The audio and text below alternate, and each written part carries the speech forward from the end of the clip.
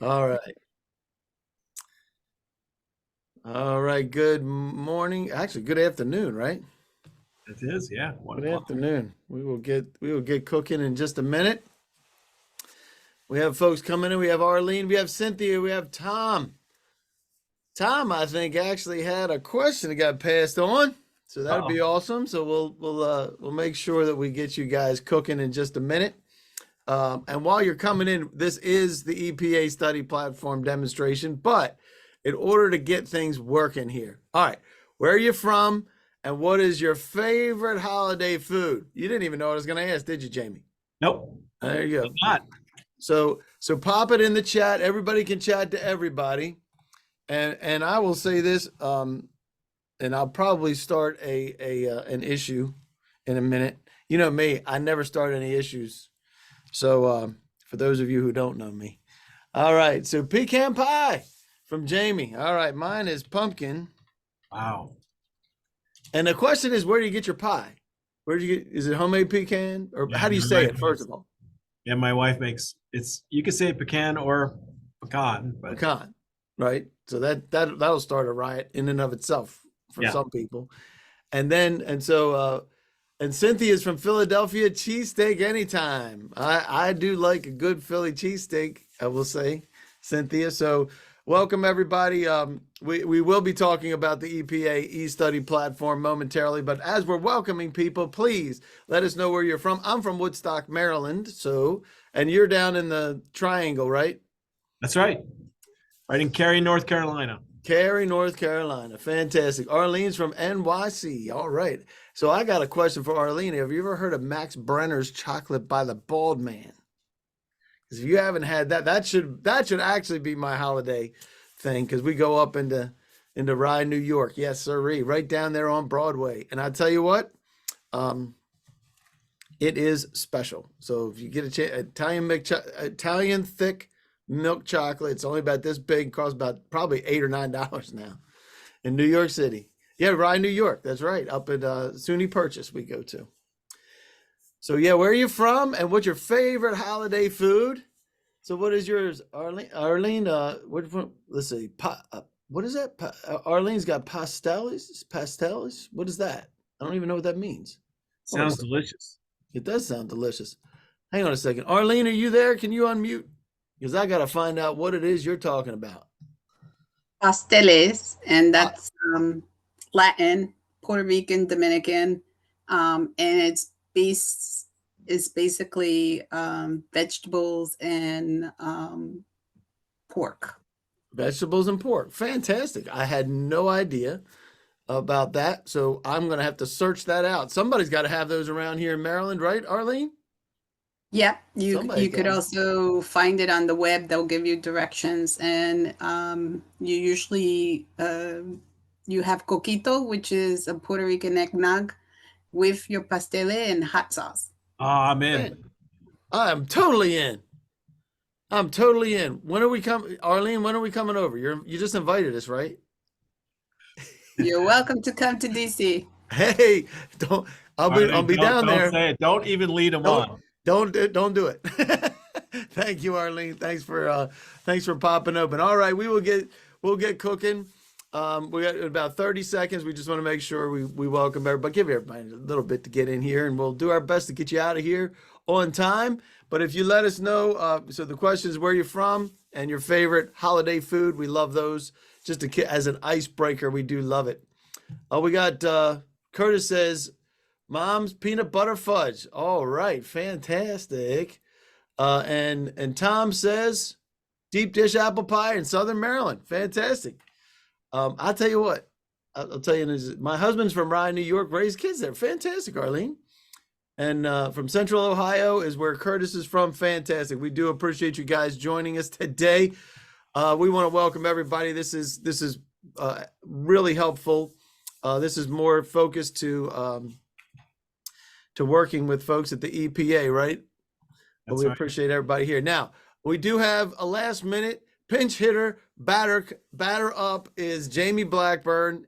He is with iAdvantage Software. Daniel is out sick today. Talked to him yesterday as we were planning and reviewing this, and he is out. He's down and out for the count. So if you're asking any questions that may get translated and put over to Daniel, but Jamie's going to pinch hit today.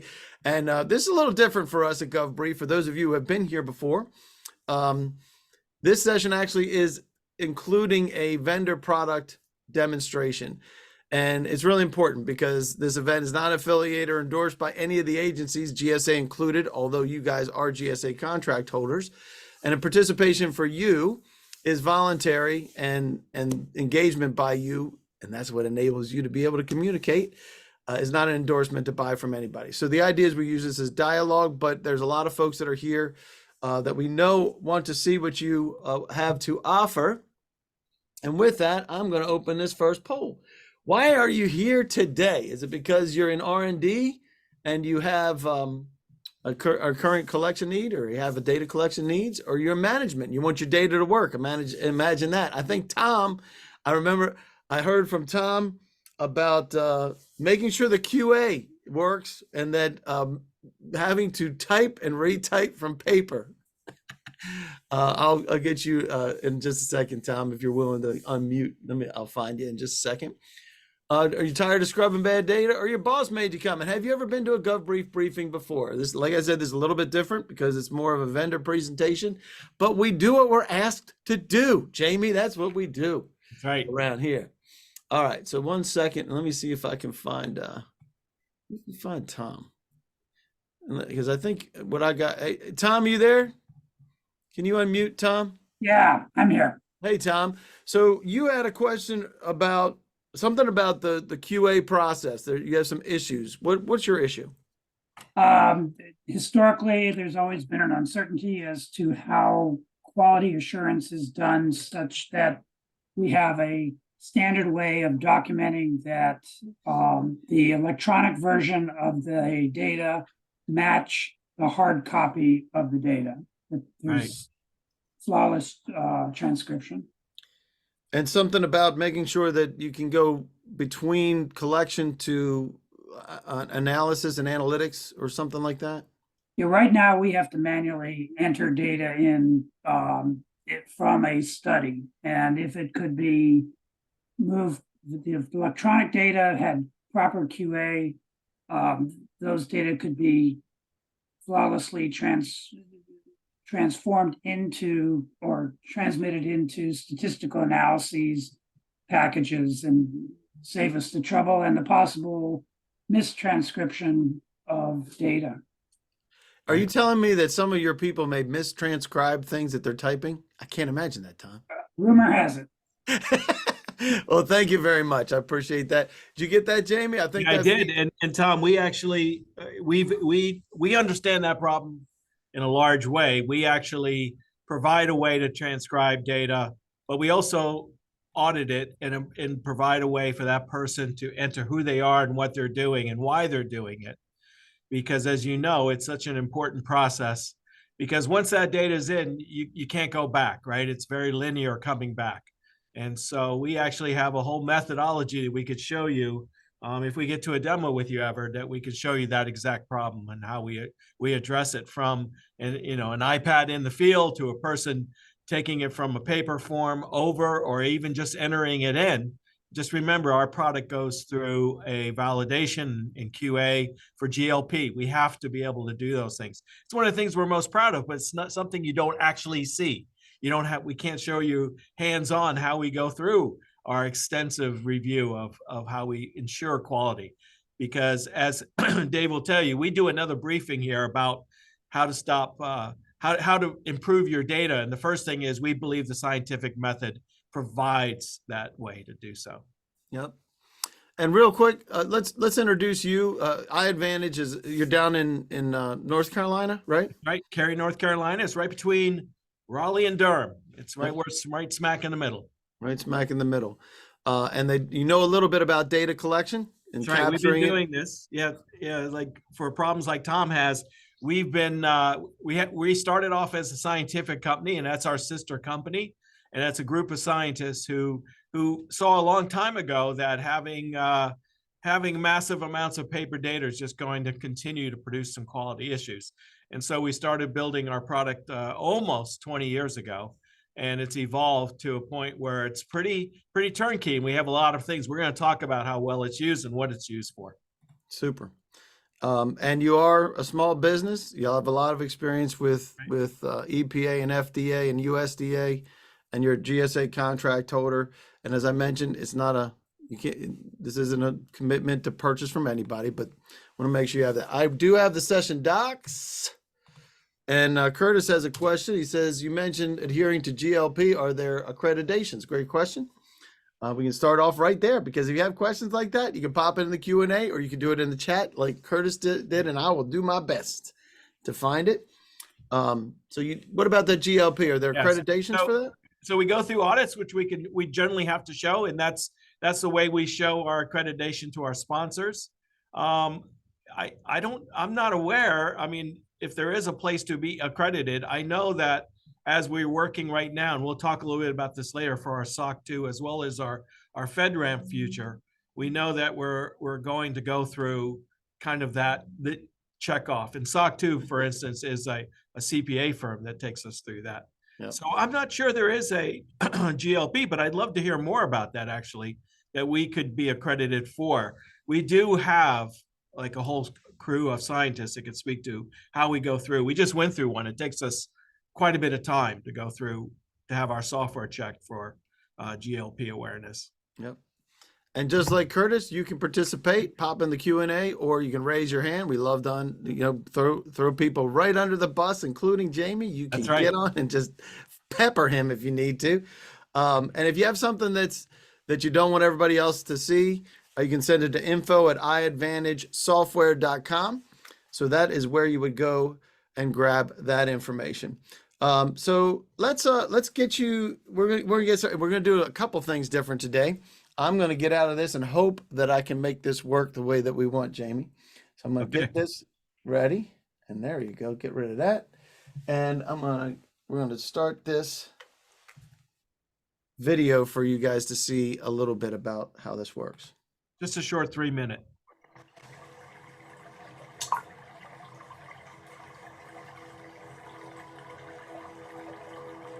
I get to help feed people with my work, with my little part in this. I'm more than a collector of data. I'm capturing the clues that lead to a healthier world.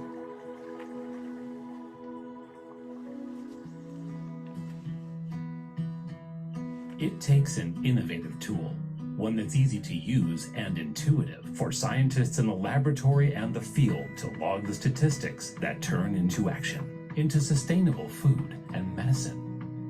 When I am out here, the eStudy platform by iAdvantage software allows me to efficiently collect data and samples for the laboratory. It's a seamless platform of interlocking functions that's efficient to use, intuitive and concise, more so than any other electronic platform I've used. The eStudy platform by iAdvantage software is a flexible, web-based platform that empowers scientists to design, monitor, and manage research and development studies, and to streamline data collection and reporting. Licensed and used worldwide by major agricultural, chemical, and seed companies for a variety of research and development studies to support EPA, FIFRA, and other regulatory authorities. It is also GXP compliant for studies of everything from animal, plant, soil, air, and water. The platform's workflow is built by scientists for precision of data collection in laboratories and field sites.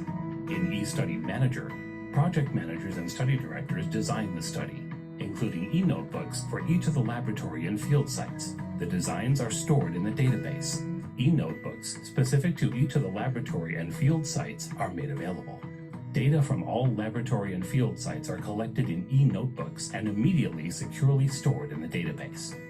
In real time, project managers and study directors monitor results and create reports. Study managers say that the eStudy platform speeds up everything and makes the process simpler, from data collection to validation to the reporting process. So managers can immediately see results from anywhere in the world. And faster feedback means more expedient decisions, which speeds innovation and profits. The eStudy platform works with any type of study data, It was built for research and for any situation where accurate, timely data must be collected from multiple sites.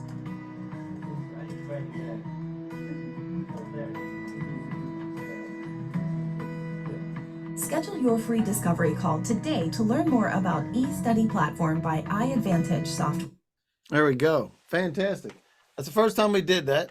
So hopefully, did you get to hear that? Did that actually work, first of all? I heard Awesome. Awesome. Well, that's fantastic. We got through the first part of the craziness. Well, two things. You're the pinch hitter. So, ladies and gentlemen, I'm going to turn this over to Jamie Blackburn with iAdvantage. He's going to show us some of the details as part of the presentation here. And I'm going to ask some questions as well because I'm interested. And Tom, you can unmute at any time because you were already elevated to the ability to do that. And make sure you're doing the presentation version there. You're like super wide screen. Yeah, I know. I'm working on it. Sorry. Right. See that? Pinch hitters up. Get ready. So we appreciate you guys joining us. And if you have any questions, please pop it into the chat. I do have a couple things, making sure that folks do have there you go. That's working. Okay. Those are the session docs. And I'm going to do one more thing, Jamie, before you get started. Okay. I'm going to grab this video link so that they can actually see that and hear that in HD and all that. So we'll pop that in there as well. So you ready to rock? Ready to rock. All right, here we go. Thank you, everybody, for being here today. So I just want to do, the key to this, as we've been doing briefings for what, Dave, over a year now on data and such. And I wanted to talk a little bit. We've been asked several times about how is our product used by scientists. And we think this was a great opportunity to talk about our product. So the first thing is a little bit about us is we're licensed and used worldwide right now. In fact, we'll tell you some of the numbers. But we've been helping agriculture, ag chem companies and seed companies for over 20 years with our software, and we have a lot of legacy going on there. We've done all these different types of R&D studies, and we've helped, of course, the EPA pesticide stature of what is needed for reporting and such. Real quick, Jamie, can you kill that? It says something about a huddle. Sorry? Yeah, my huddle. I'm not attending my huddle. You're not attending. This is your huddle today. This is it. This is it. So every day at 1:30, we meet with our developers, and today's not going to happen for me. So a little bit about going on is, when you ask yourself what's the most valuable to you and your organization, it's probably going to come up with some sort of software that actually is used, it's embraced, and it's repeatable and such. And so we actually have our software out there that we now have folks who have gone from sponsor to sponsor using the same product. In fact, recently we had a new sponsor added because their chief scientist, their chief regulatory person needed that in place. And so we feel like it's a really good place. But we've asked you some questions, right? We earlier asked questions on why you're here, and we've asked you, but we haven't asked you, are we going to ask the question soon about how they use their data? I love that. So we can do that, and we can say, what is your involvement with the data? Yeah. Are you a collector of it? Do you tell people to collect it? You will get this information, is what that is. Do you run the systems that hold it? We know that there's some IT folks here that may be responsible for making sure that the systems work. Do you analyze it and make sure it makes sense? So as Tom was talking, hey, once you get it, you want to make a use of it, right? So do you analyze it, or do you just use it and you can choose as many as you want? Or are you the ones that actually use the data? And then what's your biggest issue in the process? So it's designing, because if we design it right, Jamie, right?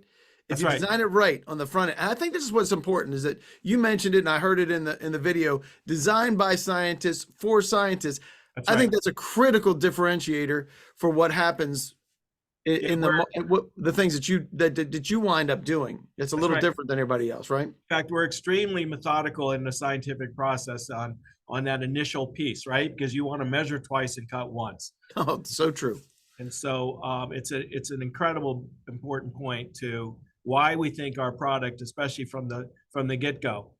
So if you have to collect data down the road, not only today, but tomorrow and possibly next year in a repeatable way, we're a great tool to go down that path. Fantastic. So we'll keep that open for just a second, and We got a bunch of folks. 72%. That's not bad. No, But we'll take another one if you got it. So we'll end this in 3, 2, 1, and boom. And we have another one in a minute if you want to do the headache one, but we'll talk about that in a minute. So go Okay. ahead. What you got? all right, so I'll keep going. So let me. And thank you for pinch hitting, by the way. Absolutely. So our mission statement has always been about creation of value through the vision and commitment. You know, I have to say, I have been extraordinarily impressed since joining our team here about the original idea of how this software can continue on.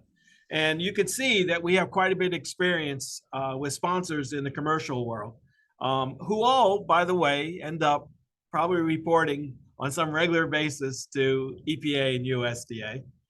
And it was that software decision. It was almost a decision that we can't have fax machines everywhere and such like that. And so we have to go through and we have to do things like data capture. We have to have good project management, good study management. And it's that company management. When you put it all together, we feel like we have the right setup. And in fact, our sister company, our science team, uses our product to fulfill their services. It was designed for global ag, as we said, these senior scientists, and immediately they started seeing the beginnings of what was the value of having this electronic product, bring it in. Because nothing's better than when you're collecting data on a Monday and Tuesday, you can see as it's collected, you can see and report on what's out there. So the birth of iAdvantage came from a lot of different sponsors that you're probably all familiar with. And the unique value of study is that, like we say, it's that first that design, there is an Excel-like data collection format. It's something people are familiar with. Most of our sponsors, when we ask for feedback, most of it's about the fact that different users of the product who are working for different, one or more of the sponsors, all feel like our product is straightforward in use. In fact, we get tremendous positive feedback from the people who have to enter that data, who are in the field, who are not on a network, and they know that the data is safe, secure, controlled, and auditable later on. And when you think about that real quick, because we have folks that are actually in that, if anybody want to chat or raise your hand and I'll make sure you get the interaction. But one of the challenges for folks in the field is making sure that they know how the data needs to be collected and where it's supposed to go, right? And it sounds simple, but at the end of the day, you have to make sure that the design works so the people in the field know what to do, right, Jamie? That's right. That's right. You have to think through all the possible opportunities. And not only that, scientists by nature are creative. And so the scientists in the field will think that they have another way to answer it. And so we have to provide and give provision for that sort of situation. So for instance, we talked about earlier, they can actually add something special in or add on or ad hoc, but they have to put it through an audit type process where they sign off on it and say, this is indeed what I'm doing. And this is important because as a lot of folks that are out there, especially with EPA, the idea of just putting out something on paper or in a spreadsheet that then can get misinterpreted or the input is not right. Because that's one of the things that we've learned over the past years, that there's a lot of folks using Excel, just Excel, and there's a lot of paper still out there, right, Jamie? That's right. And I think the folks that are here probably are part of that as well. So if you have any insight for that you'd like to ask Jamie about the collection part, which is built directly on the design part, and I've done enough of these with you to know that the design is critical for making the collection work for especially for the people in the field, and then have it be usable later, right? That's right. And study managers can go through this whole process in which they're almost in a controlled environment to ensure that they don't go out of bounds and that it just literally rolls out. So it's not unusual that communications are between a study manager and the people putting it in, but it's very elegant. It's very, it flows well. Yep. And we had 25% of the people said making the changes in the middle create problems. So obviously you've seen that where somebody wants to change it. And as long as you stay within the guidelines of the system, it works for you, right? Right. And remember, it's always being put in the cloud. So that means that on that Tuesday, after you have a designated rollout on Monday, that means on Tuesday, you can see the growth. And when your boss, and they always do, right? Your bosses always say, how's it going? Well, you can give them a status on how it's going, because that data is going to put up. If there's a network available, or when the network is available, we're putting the data to the cloud. And that means that data is available to you, the study manager. Yep. And getting the right data and data collection is 75%, 63% saying cleaning data so it can be used. Everybody has the same problems. Exactly the same problem. And it's Exactly. a lot of it is we planned early, and we see a lot of, if we ever got the chance to talk to anyone on where we think things are going, we would mention a lot about things like FAIR, opening data up for metadata to learn more about each data item so that you can search on it. So if you have been collecting data for 10 years and the person who started that data collection had some information. So we feel like there's a whole bunch of growth. Remember, this is, we spent a lot of effort a few years ago going to the cloud, and that has just opened up our eyes to all the opportunities. Things like operational updates, for instance, that we can jump on something when it gets out of bounds for you on one of your study points. We feel like we can add a whole lot of value because of the platform of eStudy. Super. All right. Is this product, here it comes. Is this product FedRAMP certified, authorized? Has any agency sponsored you for FedRAMP? Funny you should ask that, Curtis. That's right. That's a great question, Curtis. We are not there yet. But as you know, getting FedRAMP certified is a long, it's a complex process. And otherwise known as a full proctology exam. Yeah, Just saying. And chances are that earlier huddle that I wasn't on was going to mention FedRAMP several times. Yeah. We're in the middle of SOC 2, which, as many people know, SOC 2 is also a leading kind of contributor to FedRAMP. Mm-hmm. And we're on our track, and we could talk more about that if we got that discussion. And Curtis, your question is, any agency sponsored you for FedRAMP? And that is, there are several that are in the mix. The commitment level obviously is both ways, right? So an agency has to say, hey, we want to step up and do this. But that's a great question. Appreciate that, Curtis. The chicken and egg thing is a tough one in this world, but we want to be both. So we're going to get there. And FedRAMP is making improvements too. Yeah. So they're making improvements to the process and making it easier and more manageable, because it's a challenging process. So go ahead. I'm sorry, I didn't mean to get FedRAMP sidetracked. Go ahead. No, that's okay. I don't know if FedRAMP is a sidetrack anymore. It makes everyone better. So we think it's all a good thing that we're engaged in going. Yeah. All right. So a little bit about our workflow, just so you get a sense, because what we're hoping today is we provide you knowledge on our product. And the second thing is, if there's further information needed, we would love to get into the details of your problem, and we'd love to demonstrate clearly.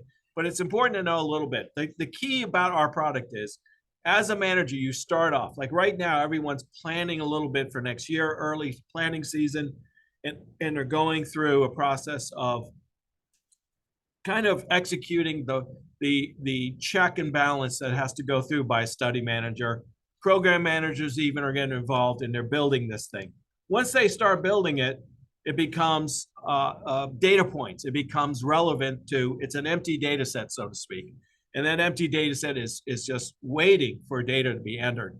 And checks and balances and, measure twice, cut once, all those concepts are being done in the cloud.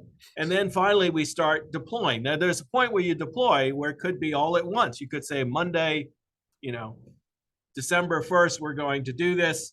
I'm not sure when December 1st is, by the way, but the notebook is sitting there. We also have an API which can enable a lot of things. We have big dreams for our notebook because it's out there in the field. It's capable to encrypt local data, so it's secure and controlled. And our notebook also gives you the ability to perhaps pass other data. So we're actually dreaming right now, I guess you could say, or planning for things like what drones could be feeding and such out in the field where there is no network or partial networks. But our notebook is offline, online. If there's a network, great. If there's not, then we simply capture it and again, encrypt it and control it and then send it off. And then the process repeats. It goes back to the database.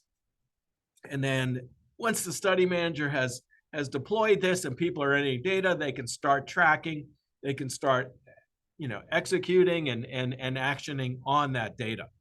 So it's a very smooth process that has been working for some time now. And you'd find that overall, the control of it is what a scientist likes. It's the insurance that I am going to get back the data I expected to get, and in the methods I want, and that the scientific method, the workflow was really, those scientists worked very hard with the software developers to ensure that happened.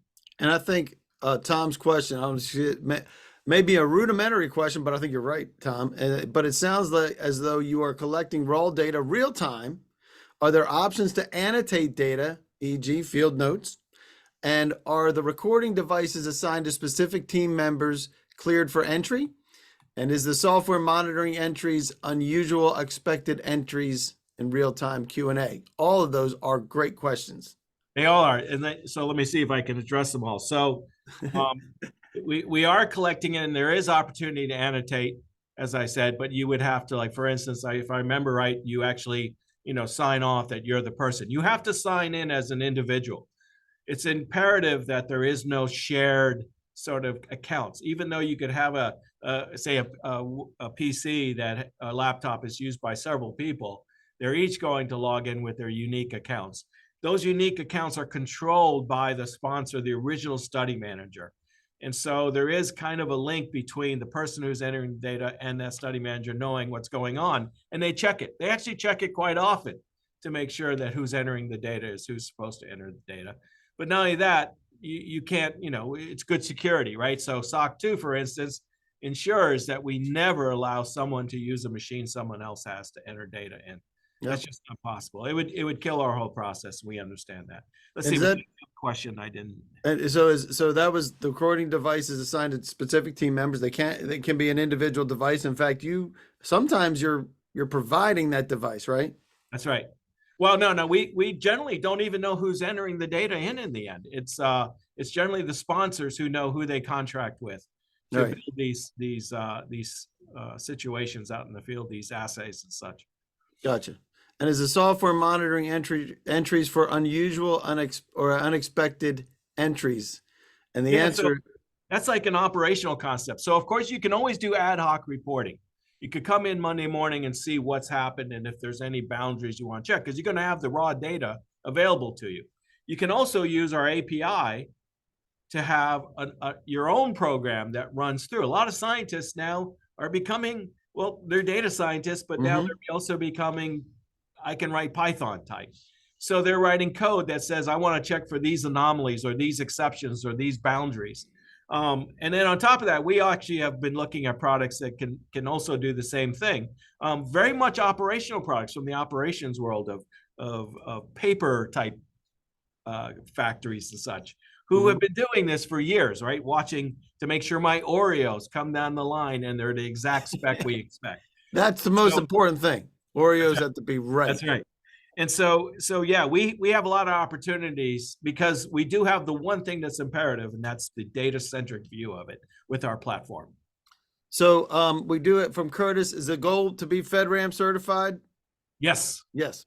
And are there collaborative spaces for working with data? Great question, Curtis. Yes. And though it is isolated in other ways, absolutely. Yeah. So it has to be both, right? That's right. We chose Oracle. And we have the API, for instance, right now that allows you to get the data out of there. We've been asked a lot of other interesting questions about APIs.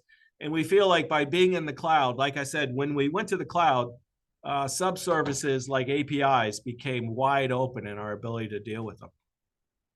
Hey, and there's a lot, there's even guidance for the, maximizing APIs now. That's right. And also you mentioned FAIR too, with the idea of having the data that can be reused, so you don't have to keep going through the same study over and over again, right?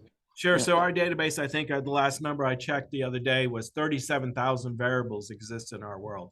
A lot of those variables are used repeatedly by different sponsors because it's just common use science. But there's also very specific ones that are for certain product lines and such. All of those just show you how important each data item is. Because I don't think a bunch of people just create 37,000 items for no reason. For no apparent reason. I'm gonna leave that alone. That's okay. Hey, Thomas, pop open your mic for a second because I think this is good. For example, if you entered ambient temperature of 50 degrees Celsius, would it alert the individual to check the entry real time? So that's what do you got with that? Tom, you got a really good. This is well, it's just the level of QA real time that it's doing that. It's monitoring for entries. It expects a certain value, and then it alerts the data entry person that, wow, that's out of bounds. Are you sure that's correct? I'm just curious as to how much QA there is real time in the data set. So Thomas, I may have to defer here later, but I'm pretty sure that we can, first of all, set the boundaries of what you can enter here, because it's really important when we, for instance, do like different spray techniques and such, and qualifying that so that people don't make mistakes. But I'm pretty sure that we have controls, and I can find out further for you. I can take that question and make sure we address it. But as far as like an interactive piece, there's also some controls there. So I'll take that exact question, Thomas, and how about I package up and answer it directly to you. All right, thank you. Yeah, sure. So I do have a question here for what kind of data headache you have, and then you can set up the next part. Okay. And that is it a mild twinge where your chamomile tea will solve your problems for you? Is it a couple of aspirin maybe? It's a mild throb, right? Nice little throb that you got. Or is a migraine where you're seeing spots with extra strength pills? They're necessary for that. Totally legal because we're dealing with government personnel. We cannot do things that are not. Or is it irreversible brain damage from your data challenges that you have? We like to keep things light here.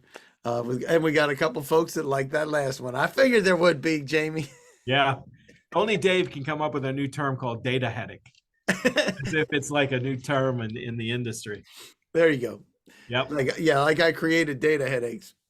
Fantastic. So, all right. So, we have the workflow working through that, and I love the questions that everybody has, because if we create the rules right and yet still have flexibility in there, how do you do that? How do you do it? Sure. So like I said, we started off some time ago making our application the right technologies for growth, and certainly the growth not only in the commercial world but now into the FedRAMP world.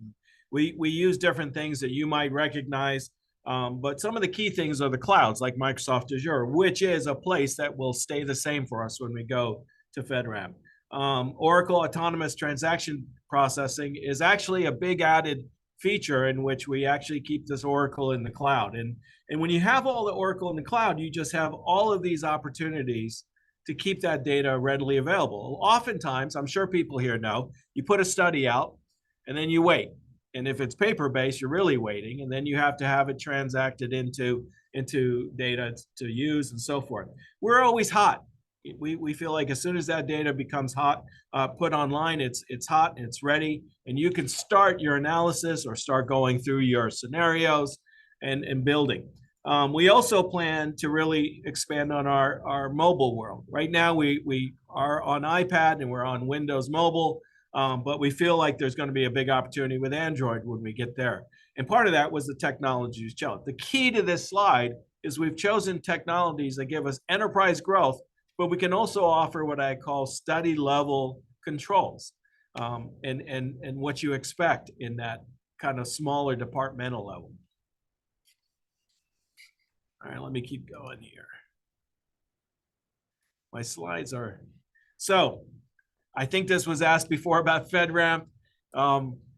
My boss wants FedRAMP done yesterday, and I can tell you that I don't think I'll get it that quick. So it's in the committed level. SOC 2 type 2 is right now. We're in the process of going down that. And that's a pretty one thing, but pretty involved, complex process. And SOC 2 just basically says I guess you would say a CPA firm has gone through controls, and to give you a sense of the controls, I think there's almost 50 new controls and scans and such that we have to go through. GDPR, we feel, is like on our horizon because that's becoming something out of Europe, I think California, and we feel like we're going to adhere to that as well. And certainly FedRAMP is the big one on this list.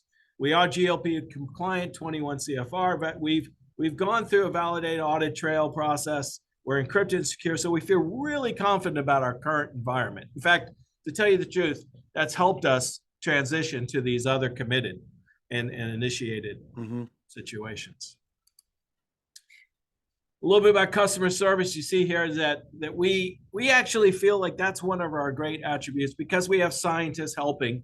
I recently attended a conversation between a brand new study manager who is building a study to be deployed and one of our scientists.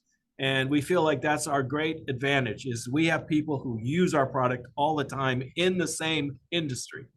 And we feel like that adds a lot of value. As far as extent of use, we have study types. We do multiple graphic. Right now, we even have some new African studies going on. We support multiple languages. And we deal with imperial versus metric and so forth. And the study types that we've been building, of course, let's face it, everyone, like I said, I feel like especially when it comes to templates for reports, the EPA and USDA are quite prevalent and key for us. Here's the geographical locations. Africa's not on there yet, the north part that we're doing some, but you can see that's it's a pretty covered group right now as we speak, right? So we cover these languages today. We've actually been asked what's going to take for us to get the other ones. We think as we build our mobile tech, we'll keep expanding into more languages because the mobile tech is doing it now rather than software. And just to give you a sense, right now as we speak, there's 492 projects being run, some 1,840 studies, 20,000 trials. And with the cloud and so forth, those 3,200 users using this million lines of code aren't experiencing blips or hits or outages. In fact, our last outage, if I'm looking at my list, was in September for 2 minutes. And so you can see we're pretty consistent. We're there ready to go to collect that data because when people are doing field studies, they don't have time. They don't need to hear that we're out for the next hour, 2 hours, 5 hours. And if you miss windows, it can be critical, right? Very critical, right? And remember the beauty of our product, even if it's offline at the end, it's still collecting data, encrypting it, and controlling it for next time it's on the network. So I guess I want to say is we're like a rock almost as far as consistency and support as a platform. So in summary, we're used by most agriculture, chemical, seed companies. We've used for all these different types of studies and R&D. We are used by R&D folks who have to do these edge tests or these decentralized type of field trials. Just to support those registrations, which you all are very familiar with, I'm sure. And we're audited several times. In fact, we have really a whole regulatory team. It works very hard at keeping us current, up to date, and so we can go through these audits without a problem. That we just flow through. It's a normal check for us every year. Great stuff. All right, Dave. So that's my right, crezo. You can share that back over to me, and I'll. You would think that that's an easy thing to do for me. Hey, and while you're at it, I'm gonna go back and see who would like to continue the conversation because we do you have a lot of interest. You're already doing a lot of the folks that are looking at reports from your sponsors. It's coming from your system. It's actually coming out of your system right now. Right. So if you'd like to schedule a demo, get down into the weeds, go ahead and stop your share. Yeah, I'm trying, Dave. Sorry. All right. I'm having problems getting my. Let me see if I can. I don't know if I have control over that, actually. Oh, hold on. I got it now. Found it. There Win. it is. I win. All right, so we got the poll going. And if you'd like to participate, if you have anything else, Tom, great questions right there. Love your participation. Curtis, if there's anybody else that would like to participate, we love that. A couple of session takeaways. That this is feedback from your folks that we've heard over the briefings, is that because it's scientific methodology, it's designed for scientists, just like you said, Jamie. And if you do good design in the front end, you get good data on the back end, so that you don't have to go through the data cleansing. And yes, there's AI that happens there, but we also know from doing presentations and briefings on AI is not the panacea that everybody thinks it is it, Jamie? Right. Right. So if we do a good design on the front end, and as I mentioned earlier, you are not obligated to purchase from iAdvantage software. However, because they are on GSA, and you've been GSA contract holders for a good while now, haven't you been? That's right. Yeah. Several years now. Yep. And you're a small business, so small business set-asides work. And if you're interested in a pilot, that's some of the things that can be done. Real quick, a recap email will come out. You have the presentation materials that you have for today. We'll make sure you get a copy of that. There'll be a link to the video if you want to share this with some of your folks. I know that there are some folks that registered that we're not able to make it today. So that video will be put out for everybody, and a request for a one-on-one meeting if you want to continue the conversation with Jamie and or Daniel, who you are pinch hitting for. That's Jamie right. Blackburn. And yes, and we are always available to talk problems and solutions. And we love to hear about the problems. We've heard, well, since working with Dave now a few years, we've had more great meetings about incredible stuff that's been done and put together. And we'd love to continue those conversations. If there's anything we can show you, we'll show you right then. Yep. And Curtis, great questions. Really appreciate you. Yeah. Because the FedRAMP situation is real and it's not easy, as we know. So, Right. So if you don't have anything, anybody got anything else they would like to ask before we jump and get you out of here? Love to get you out of here early so that you can grab coffee before the next meeting. But we don't want to leave you without anything that you need. So end of that poll. Whoops, that did not work. You are welcome, Curtis. Thank you very much. Anybody else? Any parting comments from anybody? Let us know. And please do reach out to Daniel and or Jamie. And Jamie, you have a question for Tom that you're wind up. Right. I'm gonna follow up. Yeah. All right, folks. Hey, thank you, Jamie. Great job pinch hitting. You bet. Thank you, Dave. And man, likewise, always great. You did a great job. And if anybody needs anything, you know where to find them. There you go. Thank you, everybody.